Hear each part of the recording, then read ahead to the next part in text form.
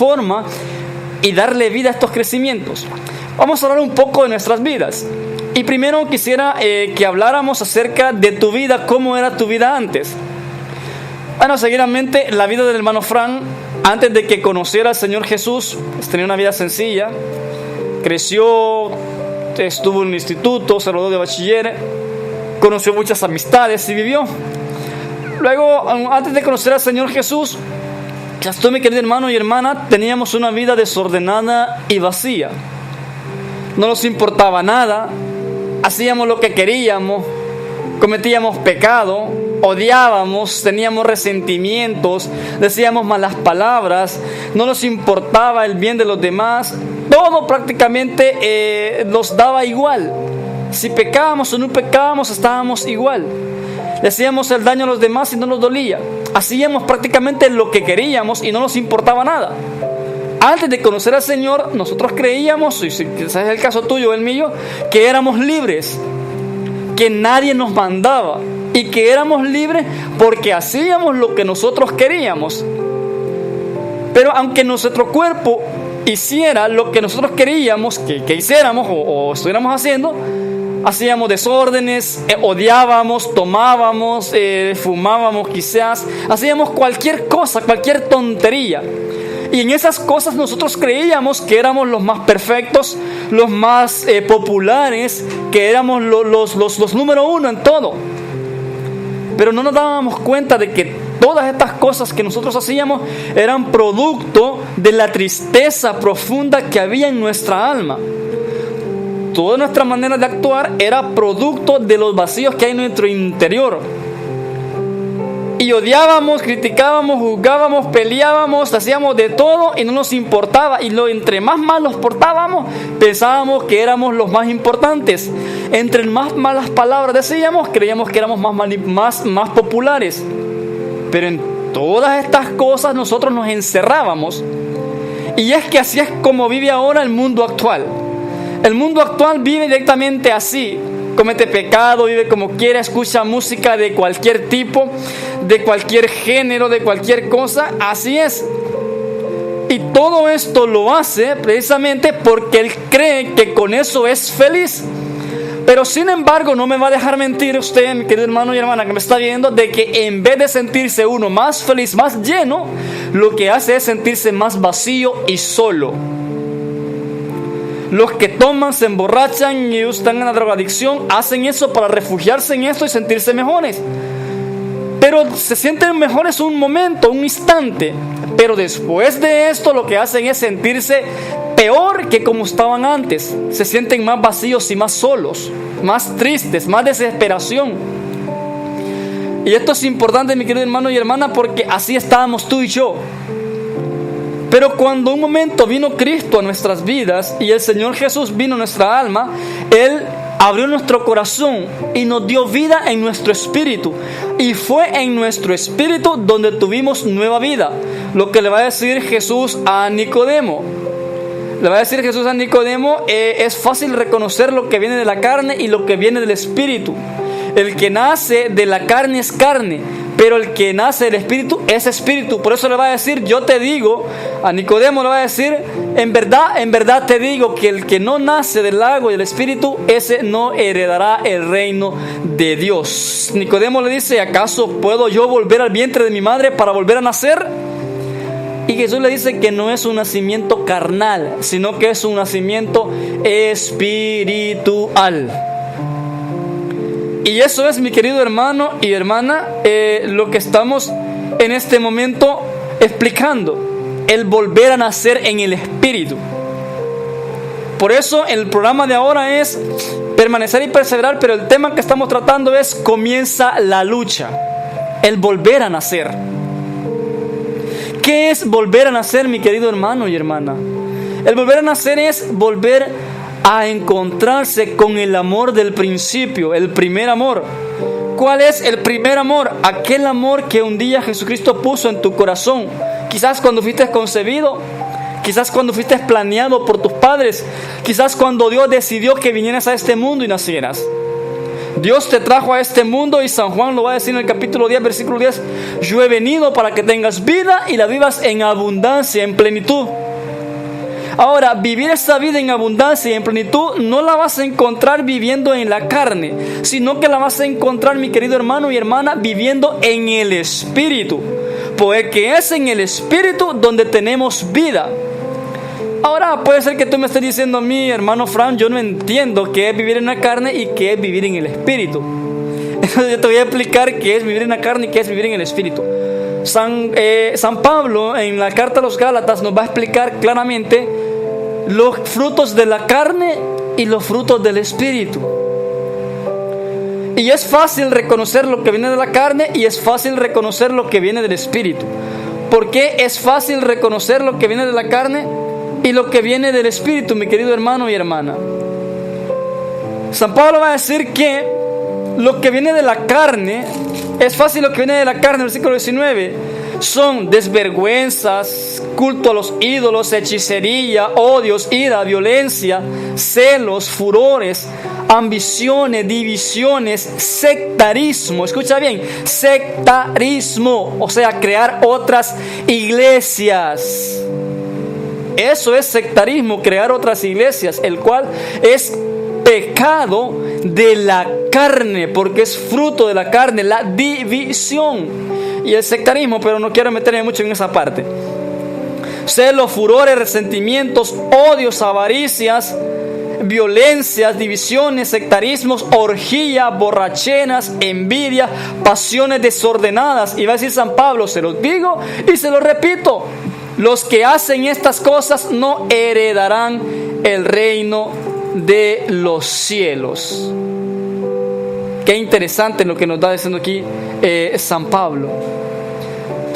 Todas estas cosas, mi querido hermano y hermana, odio, resentimientos, avaricias, hechicerías, lujuria, sectarismo, pasiones desordenadas, borrachera, fornicaciones, adulterio, todo esto viene de la carne, porque es fruto de la carne. Ahora, ¿por qué hacemos todas estas cosas cuando estamos en pecado? ¿Sabes? Porque el diablo, escucha bien, el diablo prácticamente está desordenado y vacío, porque se le fue arrebatado todo poder y toda autoridad, y él no es más que vacío. El pecado, la corrupción misma, por eso no tiene perdón de Dios. Ahora él, como está solo con pecado, como está allí hundido él en la infidelidad, infelicidad, él no quiere solamente él vivir en eso, sino que él se acerca a lo más cercano a Dios. Y como no puede atacar directamente a Dios, entonces él busca atacar y perturbar a lo más cercano a Dios, que lo más cercano a Dios eres tú y soy yo, mi querido hermano y hermano. Lo más cercano a Dios son sus hijos, y sus hijos somos cada uno de nosotros. Somos nosotros entonces los hijos de Dios. Por lo tanto, si somos los hijos de Dios, el diablo va a querer entorpecer nuestra vida y volver nuestra vida desordenada y vacía, para que junto con él nos vayamos al infierno, al llanto y a la desesperación. Es por eso que él en nuestras vidas, mi querido hermano y hermano, él busca entorpecernos y busca dejarnos desordenados y vacíos. ¿Cuándo ves que estamos tú y yo desordenados y vacíos? Mi querido hermano y hermana, estamos desordenados y vacíos cuando en nuestra vida no tiene sentido. Cuando nuestra vida no tiene sentido. Cuando nuestra vida, mi querido hermano y hermana, nuestra vida, mi querido hermano y hermana, no tiene un rumbo fijo a dónde ir. A veces tenemos buenos trabajos, buen negocio, buenas casas, buena familia, buena ropa, buenos carros, dinero, pero a veces todas estas cosas como que no cumplen el requisito propio para llenar nuestra alma. Porque a pesar que lo tengamos todo, a veces nos sentimos solos, nos sentimos vacíos, nos sentimos a veces poca cosa, nos sentimos como que nada importa. Ratos de soledad, de sufrimiento, hay momentos que quisiéramos llorar, que nos desespera vivir. No ha caído la tarde cuando empezamos a angustiarnos, a afligirnos. Y es que todas estas cosas suceden, mi querido hermano y hermana. El diablo las permite para entorpecer nuestra vida. Y lo que hace él es que viene y viene y agarra nuestra vida y entorpece nuestra vida, llenándolo de todas estas porquerías que lo que hacen es, mi querido hermano y hermana, es separarnos del amor y la gracia de Dios. Eso es todo lo que hace, separarnos del amor y de la gracia del Señor. Por eso San Pablo va a decir: lo que viene del Espíritu, en cambio, es paz, es comprensión a los demás, es alegría, es generosidad, es bondad, es fidelidad, es felicidad, es mansedumbre, dominio de sí mismo. Y todos los que hacen estas cosas no los condena ninguna ley. Interesante entonces, mi querido hermano y hermana, lo que tenemos que hacer. Entonces, ¿qué tenemos que hacer entonces para alcanzar la felicidad y vivir la vida plena en abundancia? Vivir de acuerdo a los frutos del Espíritu y dejar los frutos de la carne. Entonces, ¿cómo explicar esto, mi querido hermano y hermana? A los que están allí, les voy a pedir de manera muy especial a los hermanos que están ahorita en controles, de que me le apaguen un poquito quizás al aire, porque el aire está muy fuerte. Allí vamos a apagar el aire un ratito porque está haciendo interferencia lo que es en la transmisión de audio. Así es que los técnicos, por favor, muchísimas gracias. Muchísimas gracias. Continuemos. Entonces, a veces nos preguntamos nosotros, mi querido hermano y hermana: hermano Frank, ¿cómo puedo ser yo? Porque yo estoy perseverando. Porque yo sí creo en Dios, hermano Frank. Porque yo sí le creo al Señor. Voy a la Eucaristía, a la misa, persevero. De vez en cuando escucho mi alabanza, una predicación. Y sí, yo creo en el Señor. Pero hermano Frank, a veces cometo pecados. Pero hermano Frank, a veces yo, cuando menos lo pienso, ya estoy en el pecado. O puede ser que me digas: hermano Frank, hay muchos pecados que no puedo dejar de cometerlos porque siempre los estoy cometiendo. Y no puedo dejar de cometer pecados porque siempre caigo en masturbación, en adulterio. Quiero perdonar, pero perdono, pero luego estoy odiando. Quiero borrar el pasado y no puedo. ¿Por qué, hermano Frank? Y esto te lo responde San Pablo, porque a San Pablo le pasaba exactamente lo mismo. Y lo va a decir San Pablo, si no me equivoco, en la carta a los Romanos, en el capítulo 7, versículo 15, 18 y 19. San Pablo, la primera carta, la carta a los Romanos, va a decir 7, 15, 18 y 19, va a decir: no entiendo, va a decir San Pablo, por más que quiero hacer el bien que tanto quiero, hago el mal que tanto detesto.